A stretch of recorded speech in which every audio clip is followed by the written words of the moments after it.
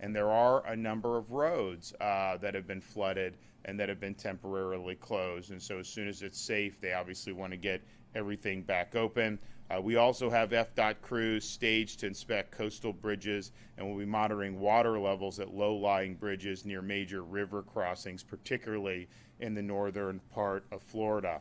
As I mentioned yesterday, people with disability or special needs, if you need assistance, you can sign up at snr.flhealthresponse.com. That's Florida Department of Health, snr.flhealthresponse.com. Although we haven't had major power outages compared to some of the past storms, if you are without power and you want to use a generator, please do not use that generator inside your home. Make sure you're operating it 20 feet away from the home. We don't want to see anybody get killed based on the carbon monoxide that will build up when those are run inside people's homes. I want to thank everybody who's been involved in the preparation efforts. We've got a lot of work ahead of us. There's going to be a lot of water that's going to be dumped throughout the state, and we're going to see effects of that not just today, but in the ensuing days. But we are prepared. We have the resources that we need, and those will be deployed as needed to help with the recovery and the response efforts. And I'll turn it over now for further details to Kevin Guthrie. Thank you, Governor. Appreciate you being here early this morning and late last night and helping provide the necessary leadership that is needed for such an event like this. As the Governor indicated, I'm going to start kind of where he's left off. Safety, safety, safety. We're starting to enter places like Tallahassee, Jefferson County. It'll very quickly become Taylor County, Dixie County, where we are now cleaning up. So we need to make sure that we prevent those deaths, and I'll talk more about that. But we need to be safe. Please be safe and stay off the roads. If you are sheltering at home, do not leave at this point in time. Just stay where you're at. Conditions are going to continue to deteriorate outside, especially in the north central Florida and northeast Florida. It is unsafe to drive or walk anywhere. We've already experienced 10 to 12 inches of rain in some portions of southwest Florida, to include Sarasota and Manatee County.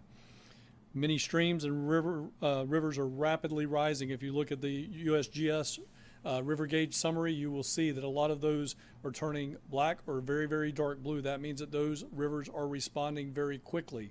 So again, we expect to have several rivers and streams go into major flood stage.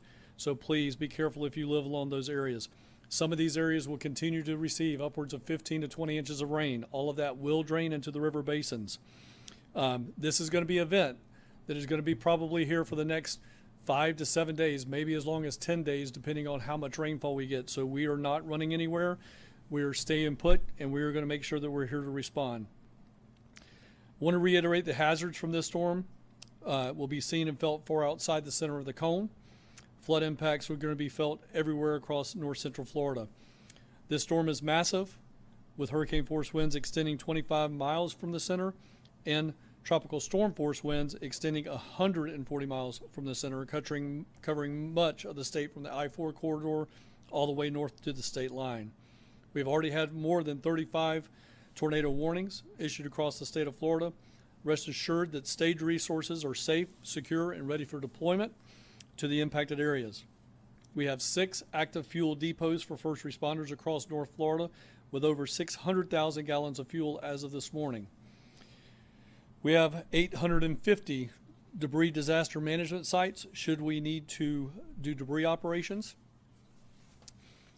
We will most likely see additional tornadic activity as the storm makes landfall this morning and moves across North Florida. Please remember that if a tornado warning is issued in your area, you need to get to an interior room, most likely your bathroom in your home, free of windows and doors, and make sure that you stay hunkered down in that area. If you happen to have something you can throw over your body, such as a blanket or maybe even a light mattress, this will certainly help as well. Be prepared for power outages. The governor talked about that. We will have power outages. The nice thing is this is a Cat 1 hurricane. It's not going to be as widespread as we saw in Hurricane Idalia and Hurricane Ian, but nevertheless, we will have those power outages. Please do everything you can to stay safe and comfortable where you're at, because first responders need to be able to reach you and get to other people during the time of storm. Take care of yourself and your family, sheltering in place as long as that needs to happen. Ambulances, search and rescue teams, and other first responders will not be able to get to you during unsafe weather. I know many of you may start calling for 911 services, but until those winds, typically in each county, die below 40 miles an hour, sustained winds, they will not be able to respond. But as soon as they can, they will, and we have plenty of resources staged to come in and assist. After storm-related deaths are preventable.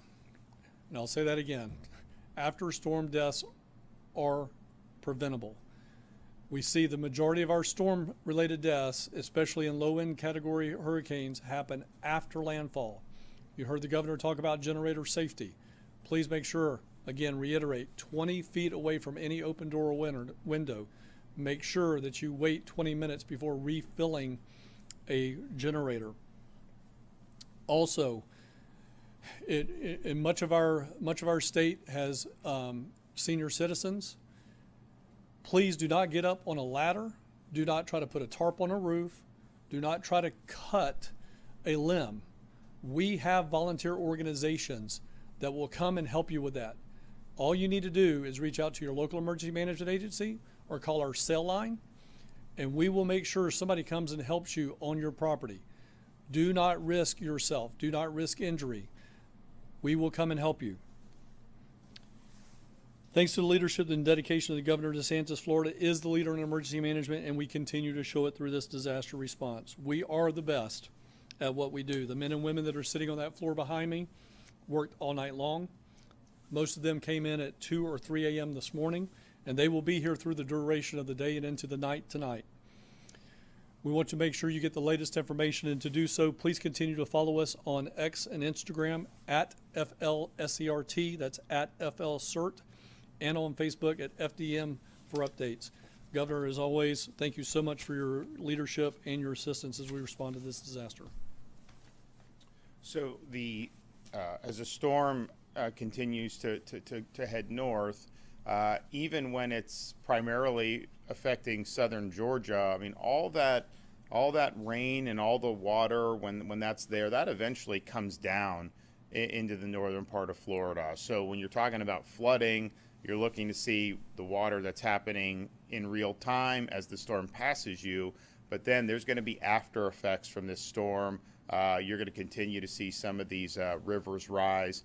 So there's going to be an ongoing threat of flooding that is not going to end simply when the storm passes. So just be aware of that. Be prepared for that. We have a lot of assets in place, and we're going to be there to help people get through it. And I think that we have probably marshaled more assets than we're going to need to be able to respond. But there will likely be many days where people are going to have to look to see what's happening with the water, particularly as we talk about getting into the northern part of the state. So I want to thank everybody who's worked to get to this point. They've started preparing when this thing wasn't even an organized storm, just because we know how these things can happen. And so the preparation's been good, and now we're prepared to respond accordingly. Okay, any questions? When do you expect you'll be able to get out? Start viewing. So we think maybe later today.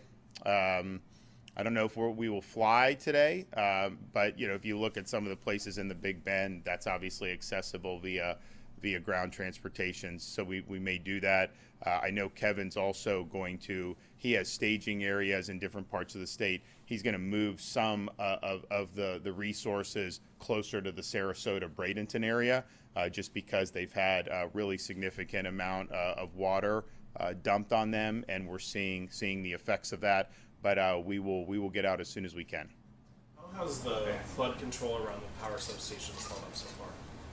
Well, I'll let Kevin, if he wants to say, but if you look at the power outage numbers, this is incredibly modest compared to what we've dealt with in past storms. I mean, Hurricane Ian, you had millions of people that were out.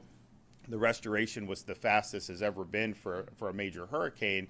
But now we're talking about hundreds of thousands. Obviously, as this storm goes throughout the northern part of Florida, you may see more outages. But what we're seeing is not at the level of Idalia, and certainly not at the level of Ian. Now, whether that's because of the devices that we've put in, or just because the storm is not as powerful as those, maybe it's a combination. Yeah. I mean, the governor certainly said it best, Cody, and that is, you know, we've got stuff out right now and it's still being impacted, but as of right now, the substations where we have installed stuff with Florida Power and Light and a couple of other locations, no issues whatsoever on those substations. The places where we have put it out at hospitals, no issues of flood inundation into the hospitals. So these are, again, we learned this over Idalia and Ian.